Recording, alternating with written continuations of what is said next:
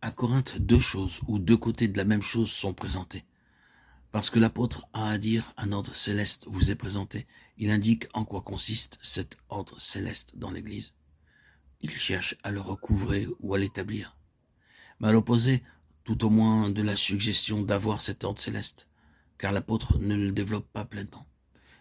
Il y a un désordre terrible dans cette assemblée. Parcourez à nouveau cette lettre et voyez combien tout est en désordre. Leur façon de faire, d'exercer l'autorité, leur relation, tout est en désordre. En traitant les causes, l'apôtre a soulevé des questions et des problèmes qui sont devenus le terrain de lutte dans l'Église depuis lors, en ce qui concerne les relations, les règles de conduite, les points de vue et les gestions dans l'Église. Tout cela a été en désordre à Corinthe. Nous n'allons pas aborder les points particuliers, cela prendrait trop de temps et pourrait ne pas être entièrement profitable. De toute façon, cela nous aurait éloigné de notre intention spécifique en ce moment. Il est suffisant de dire que la question à Corinthe est largement une question d'ordre ou de désordre. Nous devons reconnaître cela. Il n'y a rien d'arbitraire de la part de l'apôtre dans cette lettre. Une explication et une interprétation fausse ont été présentées sur la base d'une grande partie de ce que Paul a dit dans cette lettre, comme par exemple au sujet de son allusion à la place des sœurs dans l'assemblée. L'interprétation ou la déduction faite à propos de ces paroles ont été que Paul était un ennemi des femmes, qu'il était gagné par l'idée rabbinique sur la femme, qui tient à ce que la femme soit soumise et maintenue à une place de sujétion, et que par conséquent, ce qu'il écrivit dans cette lettre était l'expression de cette mentalité, de cette conception.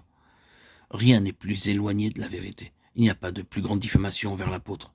Celui-ci n'a à aucun moment envisagé la question de statut, d'honneur. Il ne parlait que d'une question d'ordre.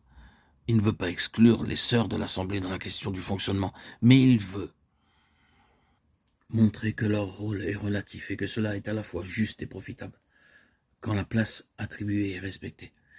Il s'agit d'une question d'ordre, que cela soit établi et parfaitement clair.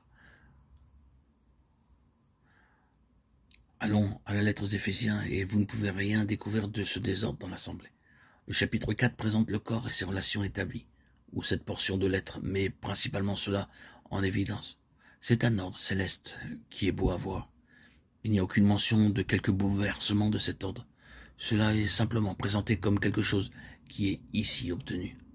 Il n'y a pas de contestation à ce sujet, ni combat, il s'agit d'un constat de l'ordre céleste. Vous êtes dans une atmosphère toute différente. Le point capital est que le témoignage de l'Église au Seigneur ressuscité dans la puissance de sa vie de résurrection est intimement lié à l'ordre dans la maison de Dieu. Si l'ordre divin est troublé, le témoignage est affaibli. Il est annulé dans cette mesure.